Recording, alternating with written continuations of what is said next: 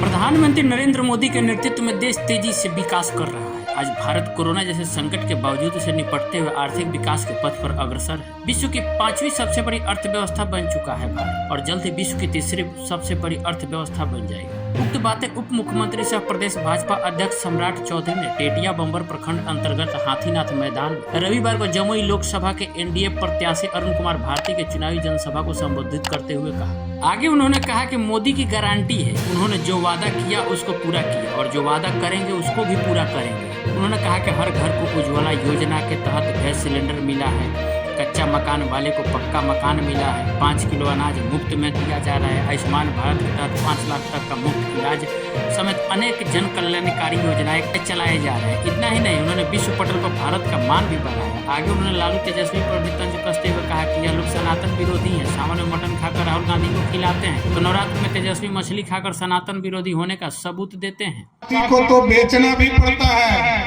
लेकिन अस्वस्थ रहिए, मोदी जी की गारंटी है 5 किलो अनाज तो देंगे ही खाने के लिए, 5 लाख तक का इलाज भी मुफ्त नीतीश कुमार और मोदी सरकार ने तय कर दिया।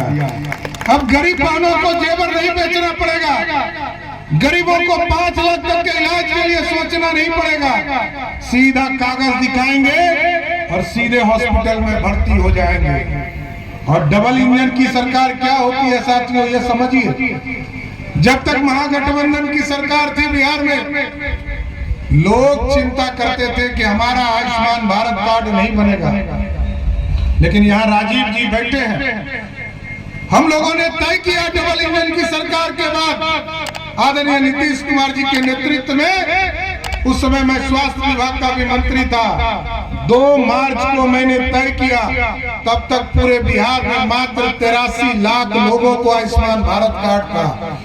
और 2 मार्च को तय किया और 17 मार्च तक मैं स्वास्थ्य मंत्री रहा। साथियों, आपको जानकर आश्चर्य होगा, ये 15 दिनों में हम लोगों ने बिहार में लगभग 2 करोड़ से अधिक लोगों को आयुष्मान कार्ड देने का काम किया।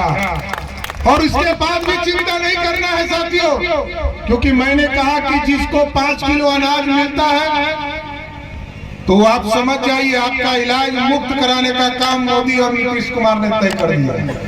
क्योंकि 1 करोड़ 21 लाख परिवार को देश के यशस्वी प्रधानमंत्री नरेंद्र मोदी जी का आशीर्वाद आयुष्मान भारत से मिल रहा है और 58 लाख परिवार आदरणीय नीतीश कुमार जी के नेतृत्व में जो बिहार की सरकार चल रही है, इसके द्वारा 58 लाख परिवार मतलब बिहार के लगभग 10 करोड़ लोगों को हम सीधे आयुष्मान से जोड़ने का काम किए हैं। इसलिए बिहार का कोई गरीब बच ही नहीं सकता है साथियों, एक एक काम को पूरा करना है।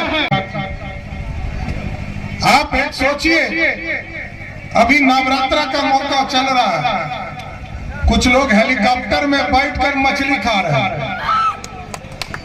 समझ गए। और कुछ लोग जब पिछला सावन गुजर रहा था तो एक 4 सीटेड व्यक्ति जो अभियुक्त है, जिस पर चारा खाने का आरोप है, वो व्यक्ति अपने घर में मटन बनाकर राहुल गांधी को खिला रहे हैं। तो इस देश में सनातन बचेगा क्या? सनातन बचेगा इस तरह क्या?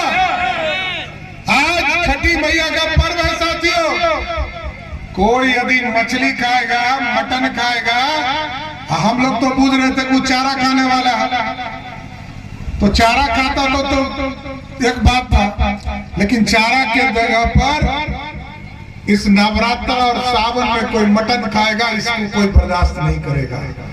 इसलिए एकदम स्पष्ट रहिए साथियों, मोदी जी की गारंटी, जितना ये लोग चिढ़ाने का काम करेंगे, सनातन के लोग इन लोगों को सबक सिखाने का काम करेंगे। इसलिए ये मोदी का भारत है, ये अमित शाह का भारत है, और आज भारत दुनिया में डंका पिट रहा है, दुनिया में डंका बज रहा है साहब। तो वहीं लोजपा आर के राष्ट्रीय अध्यक्ष चिराग पासवान ने कहा कि आज प्रधानमंत्री के नेतृत्व में दुनिया में भारत का डंका बज रहा है, अर्थव्यवस्था काफी मजबूत हुई है। मोदी जी ने भारत को 2047 तक विकसित राष्ट्र बनाने का संकल्प लिया, जिसके लिए हम सबों को मोदी जी के हाथों को मजबूत करना है। आगे उन्होंने अपने 10 साल के सांसद कार्यकाल का जिक्र करते हुए कहा कि इन 10 वर्षों में एक सांसद रहते हुए काफी कार्य किए गए एवं किए जा रहे हैं और आगे भी करते रहेंगे। क्या इस देश में लगभग 25 करोड़ से ज्यादा परिवार ऐसे हैं जो कि गरीबी रेखा को पार कर कर मुख्य धारा के साथ जुड़े हैं और ये लक्ष्य अगले 5 साल में देश को दुनिया की तीसरी सबसे मजबूत अर्थव्यवस्था बनाने का है। जब ये तीसरी मजबूत अर्थव्यवस्था होगी तो और कई ऐसे करोड़ों परिवार होंगे जो पूर्णतः गरीबी रेखा से बाहर आकर मुख्य धारा के साथ जुड़ेंगे। पहली बार देश के किसी प्रधानमंत्री ने हमारे देश को विकसित देश बनाने का संकल्प लिया। सन 2047 तक हमारे देश को एक विकसित देश बनाने का संकल्प हमारे प्रधानमंत्री जी के द्वारा लिया गया। इसके मायने क्या है? कोई भी देश विकसित देश कब बनता है? जब हर राज्य विकसित राज्य बनता है और हर राज्य विकसित राज्य तब बनेगा जब उसका हर जिला विकसित जिला बनेगा। हर जिला विकसित जिला तब बनेगा जब हर विधानसभा विकसित बनेगी, हर प्रखंड विकसित बनेगा, हर पंचायत विकसित बनेगी और हर गांव एक विकसित गांव बनेगा। ये संकल्प प्रधानमंत्री जी लेकर चल रहे हैं 2047 में। इस संकल्प को पूरा करना और इसकी नींव अभी से मजबूती से रखनी शुरू कर दी गई है। आज से 10 साल पहले जिस तरीके से देश की अर्थव्यवस्था थी, जिस तरीके से देश का इंफ्रास्ट्रक्चर था, महिलाओं को खुले में शौच जाने के लिए मजबूर होना पड़ता था। ये बुनियादी जरूरत, बहुत बुनियादी जरूरत है। कोई प्रधानमंत्री अगर इसमें ध्यान नहीं भी देता तब भी कोई बड़ी बात नहीं थी। पर सोचिए, देश के प्रधानमंत्री ने एक गांव में रह रही गरीब महिला के सम्मान की चिंता की और गांव-गांव में शौचालय बनवाने का काम किया। उसके स्वास्थ्य की चिंता की, जो चूल्हा फूंक कर अपने स्वास्थ्य को जिस तरीके से खराब करने का काम करती थी, उनके लिए उज्ज्वला योजना लेकर एक गरीब परिवार जो आर्थिक संकट की वजह से अपने इलाज को कराने में असमर्थ होता था, उसके लिए आयुष्मान कार्ड लेकर आया। और आज ये घोषणा की गई है कि जितने ऐसे बुजुर्ग हैं जिनकी आयु 70 वर्ष से ज्यादा की है, वो मुफ्त में जाकर, ऐसे तमाम बुजुर्ग महिला पुरुष मुफ्त में जाकर 5 लाख रुपए तक का अपना इलाज।